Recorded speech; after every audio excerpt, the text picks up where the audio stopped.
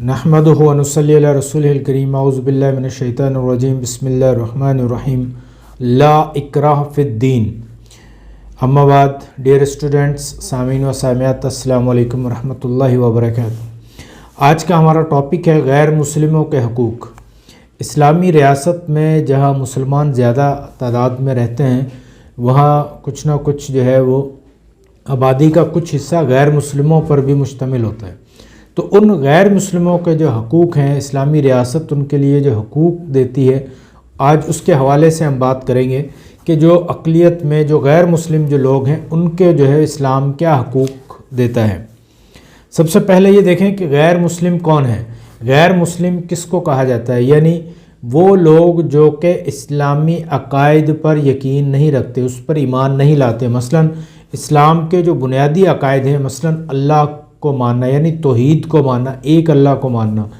अंबिया इकराम पर ईमान लेकर आना, फ़रिश्तों पर ईमान लेकर आना, यौम आखिरत पर ईमान लेकर आना और मोहम्मद सल्लल्लाहु अलैहि वसल्लम को आखिरी नबी मानना। अगर कोई शख्स इन बुनियादी अकायद पर ईमान नहीं लाता तो वो मुसलमान नहीं कहलाता, उसको हम गैर मुस्लिम जो है वो कहते हैं। गैर मुस्लिम से मुराद फिर चाहे वो किसी भी मज़हब का हो, यहूदी हो, ईसाई हो, नसरानी हो, हिंदू हो, ज़रतश्त हो, बुद्ध मत हो, सिख मत हो, किसी भी मज़हब से ताल्लुक़ रखता हो, लेकिन अगर वो इस्लाम के अकायद पर ईमान नहीं लाता तो इट मीन्स कि he will be called non Muslim. यहाँ एक छोटी सी बात और डिस्कस करते चलें कि ऐसे लोगों को काफिर भी कहा जाता है। तो आम तौर पर लोग ये समझते हैं कि काफिर का मतलब कोई गाली है, लेकिन काफिर एक अरबी का वर्ड है, ये कोई गाली या कोई बुरा लफ्ज़ नहीं है। काफिर का मतलब कि इनकार करने वाले हैं, यानी जिन्होंने इन अकायद का इनकार कर दिया, यानी जिन्होंने ला इलाहा इल्लल्लाह मुहम्मद रसूलुल्लाह का इनकार कर दिया। कुफर मतलब इनकार करना। तो यानी जब नबी सल्लल्लाहु अलैहि वसल्लम ने दावत पेश की तो हम कुछ लोगों ने दावत को कबूल कर लिया और कुछ लोगों ने दावत से इनकार कर दिया। तो जिन्होंने कबूल कर लिया, इकरार कर लिया, उनको मुस्लिम कहा जाता है, और जिन्होंने इनकार कर दिया उनको इनकार के लिए वर्ड जो है वो अरबी में लफ्ज़ कुफर जो है वो इस्तेमाल किया जाता है। कुफर कर दिया वर्ब है और काफिर जो है वो उसका नाउन बन जाता है, यानी इनकार करने वाला। तो गैर मुस्लिम से मुराद ये शख्स है जो कि इस्लाम के बुनियादी अकायद पर ईमान नहीं लेकर आता, उसे हम गैर मुस्लिम कहते हैं। अब आगे आ जाते हैं तो इस्लामी मुमलिकत की थोड़ी सी बात कर लें। तो इस्लामी मुमलिकत से मुराद ये है कि इस्लामी मुमलिकत यानी जहाँ पर इस्लामी कानून नाफिज हो। इस्लामी मुमलिकत एक नज़रियाती मुमलिकत है, यानी उसके वजूद जो है वो एक नज़रियात, कुछ नज़रियात हैं, उनकी बुनियाद पर, उनके असूल पर जो है वो उस रियासत की बुनियाद रखी जाती है। मसलन कि एक अल्लाह की इबादत की जाएगी, मोहम्मद सल्लल्लाहु अलैहि वसल्लम आखिरी रसूल होंगे, यौम क़यामत, आसमानी किताबें, फ़रिश्ते, जो अकायद है, जो बुनियादी अकायद हैं, उनकी बुनियाद पर वो रियासत की बुनियाद रखी जाती है, यानी वो एक नज़रियाती रियासत कहलाती है। तो जब वो नज़रियात हैं तो नज़रियात की बुनियाद पर ही उसकी आबादी जो है वो दो हिस्सों में मुनक़सम हो जाती है कि एक हिस्सा वो जो उन नज़रियात को तस्लीम करता है और दूसरा हिस्सा वो आबादी का वो हिस्सा जो उन नज़रियात को एक्सेप्ट नहीं करता या उन नज़रियात को कबूल नहीं करता। तो इस तरह से हम आबादी को दो हिस्सों में तकसीम करते हैं, एक मुस्लिम और दूसरी गैर मुस्लिम। तो मुस्लिम के तो हकूक़ जो है वो हम ऑलरेडी काफ़ी सारे बात कर चुके हैं। तो जो गैर मुस्लिम के हैं उनकी हैसियत क्या होगी इस्लामी रियासत में, उसके मुतल्लिक जो है वो आज हमारी ये डिस्कशन होगी। तो बुनियादी तौर पर जो बुनियादी हकूक़ हैं वो तो सबके बराबर हैं। उन बुनियादी हकूक़ में मुसलमान हो या गैर मुस्लिम हो वो सब के सब बराबर हैं, लेकिन कुछ ऐसी बातें हैं जो उनके साथ मखसूस हैं, यानी गैर मुस्लिमों के साथ, या मुआशरे में जो है वो लोग जो फितना फसाद किस्म के लोग फितना फसाद फैलाते हैं, या कोई शैतान किस्म के लोग हैं वो गलतफहमियाँ फैला देते हैं कि मुसलमानों में गैर मुस्लिमों के कोई हकूक़ नहीं है या इस्लामी रियासत में उनके कुछ हकूक़ उनके लिए कुछ नहीं है। तो इसलिए ये लाजमी है कि इस्लामी हकूक़, गैर मुस्लिम के जो हकूक़ हैं इस्लामी रियासत में, उन पर यह बात की जाए। तो आइए हम देखते हैं نمبر 1 تو یہ کہ آپ یہ پہلے سن لیں کہ ایک ذمی لفظ استعمال کیا جاتا ہے، یعنی مسلم اسٹیٹ میں جو غیر مسلم رہتے ہیں انہیں ذمی کہا جاتا ہے۔ ذمی مطلب کہ وہ لوگ جن کی ذمہ داری اسلامک اسٹیٹ نے قبول کی ہوئی ہے، یعنی اسلامی حکومت نے، ریاست نے ان کی ذمہ داری قبول کی ہے، اس لیے ان کو جو ہے وہ ذمی کہا جاتا ہے، یعنی ان کی حفاظت کی ذمہ داری، ان کے جان مال کی آبرو کی ذمہ داری اسلامی ریاست کی ہے، تو اس لیے ان کی جو ہے وہ ان کو ذمی کہا جاتا ہے۔ آگے دیکھتے ہیں، تو نبی صلی اللہ علیہ وسلم نے ان کے بارے میں، غیر مسلموں کے حقوق کے بارے میں بہت ساری جو ہے وہ تاکید فرمائی ہے۔ ایک حدیث جو کہ ابو داؤد میں آتی ہے، روایت میں نبی صلی اللہ علیہ وسلم فرماتے ہیں کہ جو مسلمان کسی معاہد یعنی غیر مسلم شہری پر ظلم کرے یا اس کی حق تلفی کرے یا اس پر اس کی طاقت سے زیادہ بوجھ ڈالے گا تو یا اس کی کوئی چیز جبراً لے لے گا، تو میں خدا کی عدالت میں مسلمان کے خلاف دائر ہونے والے مقدمے میں اس غیر مسلم شہری کی طرف سے وکیل بن کر کھڑا ہوں گا۔ اس حدیث میں دیکھیں تو 2-3 چند بنیادی چیزیں ہیں کہ یعنی کہ ایک یا تو غیر مسلم پر کوئی ظلم کرے گا، یعنی اس کے ظلم نہیں کرنا، اس کی حق تلفی نہیں کرنی، اس کی طاقت سے زیادہ اس پہ بوجھ نہیں ڈالنا ہے، اور جبراً جو ہے وہ اس کی کوئی چیز قابو میں نہیں کر لینی، اس کے اوپر ظلم نہیں کرنا، جبراً اس کی کسی چیز پر قبضہ نہیں کر لینا ہے۔ اگر کوئی شخص یہ کرے گا تو نبی صلی اللہ علیہ وسلم قیامت والے دن اس غیر مسلم کے ساتھ کھڑے ہوں گے، مسلمان کے ساتھ نہیں کھڑے ہوں گے۔ اس حدیث میں یہ تنبیہ کر دی گئی ہے کہ کوئی بھی مسلمان جو ہے وہ اپنے اختیارات سے تجاوز نہ کرے، وہ اپنے تعلقات کو، غیر مسلموں کے حقوق کو پوری طرح سے ادا کرے، اس کے ساتھ کوئی ظلم نہ کرے، کوئی جبر نہ کرے، کوئی زور زبردستی نہ کرے، اس کی یہ نہ سمجھے کہ وہ غیر مسلم ہے تو اب جو ہے وہ اس کے چیزیں ہمارے لیے حلال ہو گئیں، تو ایسا بالکل نہیں ہے۔ چاہے وہ ملک میں 2-3% ہی کیوں نہ ہو، لیکن پھر بھی ان کے حقوق جو ہیں اس کی پاسداری کرنا، ان کی جان مال کی عزت کی، ان کی حفاظت کرنا اسلامک اسٹیٹ کی، اسلامی حکومت کی بنیادی ذمہ داریوں میں شامل ہے۔ حقوق کے حوالے سے آتے ہیں تو سب سے پہلا جو حق ہے وہ ان کی جان کی حفاظت کا ہے، یعنی جو غیر مسلم کی جان ہے اس کی حفاظت جو ہے وہ لازمی کی جائے گی۔ ایسا نہیں ہے کہ کوئی ان کو قتل کر دے تو پھر جو ہے کوئی بات نہیں ہے، تو غیر مسلم تھے، ذمی تھے، ایسا نہیں ہوگا۔ چند واقعات ہیں، تو جان کی حفاظت کے حوالے سے جو ہے وہ مسلم اور غیر مسلم میں کوئی فرق نہیں ہے، یعنی جو جان کی حفاظت جس طرح سے مسلمان کی جائے گی اسی طرح سے غیر مسلم کی بھی کی جائے گی۔ اگر غیر مسلم کا قصاص لیا جائے گا تو غیر مسلم کا بھی قصاص لیا جائے گا، مسلم کی دیت ہوگی تو غیر مسلم کی بھی دیت ہوگی، یعنی جان کی حفاظت کے حوالے سے دونوں میں کوئی فرق نہیں ہے۔ حضرت عمر رضی اللہ تعالیٰ عنہ کے دور خلافت میں قبیلہ بنو بکر بن وائل کے ایک شخص نے ہیرا کے ایک غیر مسلم کو جو ہے وہ قتل کر دیا، تو عمر رضی اللہ تعالیٰ عنہ نے آپ نے حکم دیا کہ قاتل کو مقتول کے حوالے کیا جائے، یعنی جو قاتل تھا وہ مسلمان تھا اور جو مقتول تھا وہ ذمی تھا، غیر مسلم تھا، تو آپ نے یہ حکم دیا کہ قاتل کو مقتول کے وارثوں کے حوالے کیا جائے، اور انہوں نے اس کو لے کر پھر اس قاتل کو یعنی اس مسلمان کو جو ہے وہ قتل کر دیا، یعنی اس طرح سے جو ہے پوری طرح سے ان کا قصاص لیا گیا اس غیر مسلم کا بھی۔ آگے چلتے ہیں، حضرت عثمان کے دور خلافت میں عبید اللہ بن عمر کے قتل کا فتویٰ دیا گیا تھا، کیونکہ انہوں نے ہرمزان کو اس شبے میں قتل کر دیا تھا کہ شاید وہ حضرت عمر کے قتل کی سازش میں شریک تھے، یعنی عبید اللہ بن عمر جو ہے وہ ان کے قتل کا یعنی قصاص میں ان کو قتل کرنے کا فتویٰ دیا گیا تھا، کیونکہ انہوں نے ہرمزان جو ہے وہ حضرت عمر کے قتل میں شریک ہونے کا شبہ تھا اس پر، تو یعنی یہ دیکھیں کہ وہ ہرمزان جو غیر مسلم تھا اس پر قتل کا شبہ بھی تھا، لیکن پھر بھی جو ہے اس کو جب مارا گیا تو پھر اس کے قاتل سے قصاص کی بات کی گئی۔ ایسے ہی حضرت علی کے زمانے میں بھی ایک مسلمان نے ایک ذمی کو قتل کر دیا، وہ گرفتار ہوا اور جرم ثابت ہو گیا، قصاص کا حکم جاری کر دیا گیا۔ مقتول کے بھائی نے آ کر عرض کیا کہ میں نے خون معاف کر دیا ہے، یعنی مقتول آ کر کہہ رہے ہیں کہ میں نے خون معاف کر دیا، تو حضرت علی کیا کہتے ہیں حضرت علی نے اس سے کہا کہ شاید قاتل کے وارثوں نے تجھے ڈرایا دھمکایا ہوگا، اس وجہ سے شاید تم نے جو ہے اس کو معاف کر دیا۔ تو اس نے جواب دیا کہ نہیں، مجھے خون بہا مل گیا، یعنی اس کی دیت مل گئی ہے، اور میں سمجھتا ہوں کہ اس کے قتل سے میرے بھائی واپس نہیں آئے گا، یعنی مجھے جو ہے وہ اپنے بھائی کے، اپنے جو ہمارا جو قتل ہوا ہے، جو مقتول ہے، اس کا خون بہا مل گیا ہے، لہٰذا اس کے قاتل کو جو ہے وہ معاف کر دیا جائے۔ تو یہ دیکھیں خلفائے راشدین کا پیریڈ ہے، اور وہاں پر جو ہے وہ ہم دیکھ رہے ہیں کہ جو ذمہ ہیں، جو غیر مسلم ہیں، ان کی جان کی پوری طرح سے حفاظت کی جا رہی ہے۔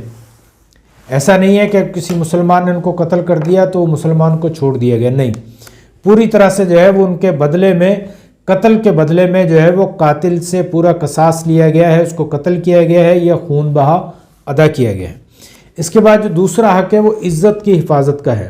جس طرح سے مسلمان کی عزت کی حفاظت ہوگی، اسی طرح سے غیر مسلم کی بھی، اس کی عزت کی بھی حفاظت کی جائے گی، اس کی بہن بیٹی کی، اس کی جان کی، مال کی عزت کی حفاظت کی جائے گی، بالکل عین اسی طرح سے جس طرح سے مسلمان کی حفاظت کی جائے گی۔ اسی طرح سے مال کی جب بات آئے گی تو مال کی بھی حفاظت ہوگی۔ ایسے نہیں ہے کہ وہ غیر مسلم ہے تو گھر میں گھس کر اس کا مال جو ہے وہ ناجائز طریقے سے، ناحق طریقے سے، رشوت سے، چوری سے اس کا مال کھا لیا جائے، ایسا نہیں ہوگا۔ اسی طرح سے مذہبی آزادی، یہ غیر مسلموں کا بنیادی حق ہے۔ اللہ تعالیٰ سورہ بقرہ میں فرماتے ہیں لا اکراہ فی الدین، کہ دین کے اندر کوئی زور زبردستی نہیں ہے، یعنی ہمارا کام صرف دعوت پیش کرنا ہے۔ اب آگے والے کی مرضی ہے کہ وہ چاہے اسلام قبول کرے یا نہ کرے، یعنی اس کو مکمل فری ول دے دیا گیا ہے۔ اب اسلامک اسٹیٹ کے اندر وہ رہتے ہوئے اس کو مکمل اختیار ہے، وہ چاہے مسلمان ہو یا نہ ہو، یعنی اس پر کسی قسم کا کوئی پریشر جو ہے وہ قبول نہیں کیا جائے گا۔ اگر وہ کسی کو پریشر ڈال کر اس کو اسلام قبول کروایا جاتا ہے تو سمجھ لیں کہ یہ بہت بڑا ظلم اس پر بھی کیا گیا ہے، اور جس نے پریشر ڈالا ہے وہ ظالم ہے، اس سے جو ہے وہ پورا جو ہے وہ حساب کتاب لیا جائے گا کہ کیوں اس نے یہ حرکت کی۔ تو یہ غیر مسلم کی، نان مسلم کی مرضی ہے کہ وہ چاہے اسلام قبول کرے چاہے نہ کرے۔ اسی طرح سے جب مسلمانوں نے غیر مسلموں کے علاقے جب فتح کیے تو خالد بن ولید نے بھی جب ہرا کا علاقہ جب فتح کیا تو وہاں جو ہے وہ لوگوں سے یہ معاہدہ طے پایا تھا کہ ان کی عبادت گاہوں کو نہیں گرایا جائے گا، یعنی یہ غیر مسلموں کی جو عبادت گاہیں ہیں ان کو کوئی نقصان نہیں پہنچایا جائے گا۔ ان کے مذہبی تہوار کے موقع پر عیسائیوں کو اپنی صلیب کو باہر نکالنے کا جو ہے وہ اجازت ہوگی، یعنی وہ اپنی مذہبی آزادی کے سے جو ہے اپنے تہوار کو مکمل طور پر منا سکتے ہیں۔ اسی طرح سے انہیں ناقوس، یعنی وہ جو ان کی عبادت کے لیے جو ان کے آواز کا طریقہ ہے، عبادت کے لیے بلانے کا طریقہ ہے، اس کی بھی ان کو جو ہے وہ اجازت ہوگی۔ اسی طرح سے نئے عبادت خانے جو ہیں وہ بنانے کی انہیں اجازت ہوگی، اور ان عبادت خانوں کی حفاظت کی ذمہ داری بھی اسلامک اسٹیٹ پر آتی۔ اور پھر بیت المقدس پر جب مسلمانوں کا فتح ہوا، حضرت عمر رضی اللہ تعالیٰ عنہ جب وہاں جا کر انہوں نے ان سے چابیاں لی ہیں، بیت المقدس کو فتح کیا ہے، تو اس وقت بھی ان سے جو ہے وہ انہی شرائط پر معاہدہ ہوا تھا کہ ان کو مکمل طور پر مذہبی آزادی ہوگی، وہ جیسے چاہیں اپنی مذہب پر جو ہے وہ اس کے مطابق عبادت کر سکتے ہیں، اپنے عبادت خانوں کو، نئے عبادت خانوں کی تعمیر کر سکتے ہیں، اور مذہبی تہوار جو ہیں اس کو منا سکتے ہیں۔ اسی طرح سے شخصی معاملات میں بھی جو ہے وہ آزادی ہوگی، یعنی شخصی معاملات سے مراد یہ ہے کہ جو آئلی قوانین ہیں، جو ان کے پرسنل لا ہیں، تو اس کے مطابق ان کے جو اپنے قانون ہیں اس کے مطابق ان میں فیصلہ کیا جائے گا،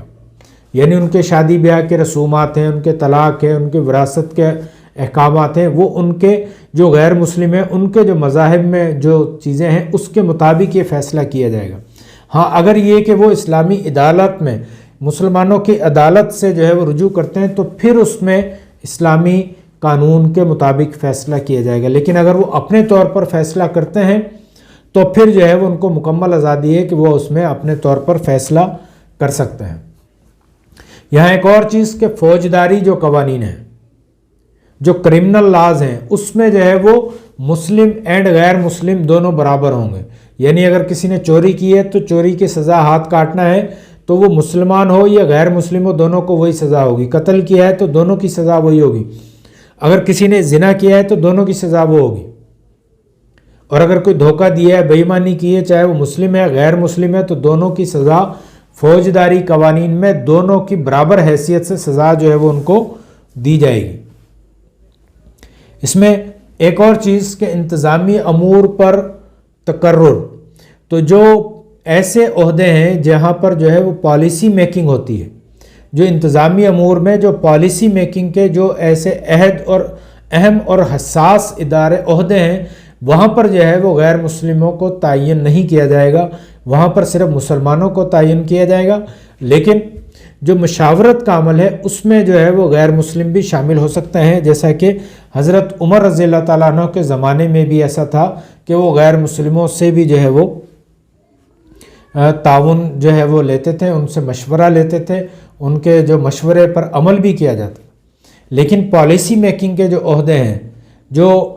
تھنک ٹینک کے جو عہدے ہیں, وہاں پر جو ہے وہ صرف مسلمان جو ہے وہ ان کو تعین کیا جائے گا. باقی اس کے علاوہ جو انتظامی امور کے عہدے ہیں وہاں پر مسلم غیر مسلم قابلیت کی بنیاد پر دونوں میں سے جو قابلیت پر پورا اترے اسے عہدہ دیا جائے گا. اسی طرح سے جزیہ و خراج اگر ان سے جو لیا جائے گا, تو یہاں ایک اور چیز کہ جزیہ یا خراج جو وصول کیا جاتا ہے, اکثر اس پر غیر مسلم جو ہے وہ اعتراض کرتے ہیں. تو بات یہ ہے کہ مسلمان جو ہے وہ وہاں پر زکوٰۃ دے رہے ہوتے ہیں, فطرانہ جو ہے وہ ادا کرتے ہیں. مسلمان جو ہے وہ مختلف قسم کے ٹیکسز ادا کر رہے ہوتے ہیں, لیکن غیر مسلم جو ہے وہ ان سے زکوٰۃ نہیں لی جاتی. تو اس لیے جو ہے وہ ان کو جو ہے وہ جزیہ یا خراج جو ہے وہ ان کے اوپر یہ فکس کیا گیا ہے. ایک چیز اور کہ پرانے وقتوں میں جو مسلمان تھے وہ جنگ کا جب اعلان کیا جاتا, جہاد کا جب اعلان کیا جاتا, تو مسلمانوں پر لازم ہوتا ہے کہ وہ جنگ میں جائے. لیکن غیر مسلم جو ہوتے تھے ان کو جو ہے وہ اس سے استثناء حاصل تھا کہ وہ چاہیں تو وہ جنگ میں چاہیں تو جائیں ورنہ نہ جائیں. تو یعنی ان جو سروسز سے بھی ان کو استثناء حاصل ہے, اور اس کے بدلے میں ان کی حفاظت جو ہے وہ مسلم اسٹیٹ کر رہی ہے. تو اس لیے جو ہے وہ ان سے ایک تھوڑی سی رقم جو ہے وہ جزیے کے طور پر یا خراج کے طور پر وصول کی جاتی تھی. یہ کوئی ایسا کوئی ایکسٹرا کوئی بہت زیادہ ٹیکس نہیں تھا کہ ان سے وصول کیا جا رہا ہو اور دوسری جو مسلمان آبادی ہے وہاں سے نہ ہو, جبکہ اس کے مقابلے میں مسلمان آبادی ان سے زیادہ ٹیکس دے رہی ہوتی ہے. یعنی چندے کی صورت میں, مالی امداد کی صورت میں, تعاون کی صورت میں, مختلف صدقات خیرات کی صورت میں, اور پھر جو ہے وہ زکوٰۃ کی صورت میں مسلم آبادی دے رہی ہوتی ہے. غیر مسلم سے جو ہے وہ ایک فکس ٹیکس جو ہے وہ جزیہ یا خراج کی صورت میں وصول کیا جاتا تھا. اس کے بدلے میں انہیں فوجی سروسز سے جو ہے وہ ان کو استثناء حاصل تھا, اور گورنمنٹ جو ہے ان کی مکمل طور پر ان کے رائٹس کی حفاظت بھی کرتی تھی. تو یہاں یہ کہ جزیہ اور خراج کی وصولی میں بھی ان سے جو ہے وہ رعایت کی جاتی تھی. حضرت عمر کا واقعہ مشہور ہے کہ ایک بوڑھا شخص جو ہے وہ غیر مسلم تھا, وہ بھیک مانگ رہا تھا. تو حضرت عمر نے جو ہے وہ پوچھا کہ یہ بھیک کیوں مانگ رہا ہے؟ تو لوگوں نے کہا کہ جزیے کی رقم دینے کے لیے اس کے پاس پیسے نہیں ہیں. تو حضرت عمر نے کہا کہ جب یہ جوان تھے تو ہم ان سے جزیہ لیتے تھے, آج تو یہ ہماری امداد کے مستحق ہیں, آج جب یہ کمانے کے لائق نہیں ہے تو پھر ہم بھی ان سے جزیہ نہیں لیں گے. تو حضرت عمر نے ان کا جزیہ بھی معاف کر دیا, اور ایون ان کو جو ہے وہ مالی مدد یعنی بیت المال سے ان کی مدد کرنا شروع کر دی. اور اس کے علاوہ جو ہے جو حضرت عمر نے جب مختلف گورنروں کا وزٹ کیا, معلومات لیں, تو پتہ چلا کہ جزیہ لینے میں کچھ گورنر, کچھ جو عاملین ہیں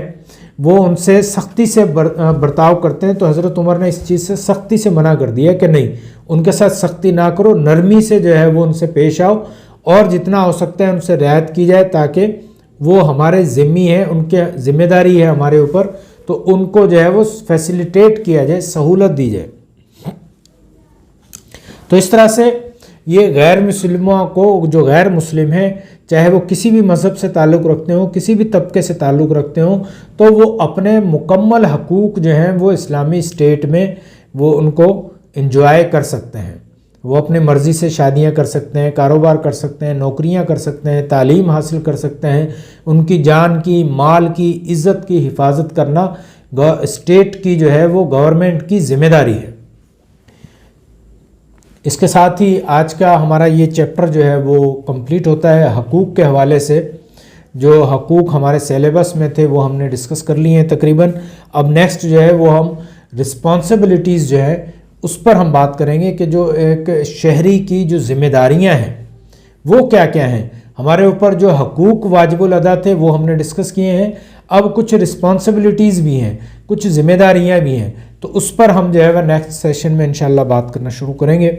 بہت شکریہ. اس کے ساتھ ہی مجھے اجازت دیں. اپنا خیال رکھیے گا, اپنے دوستوں کا, رشتہ داروں کا, پڑوسیوں کا, اپنے ملک کا خیال رکھیے گا. السلام علیکم ورحمۃ اللہ وبرکاتہ.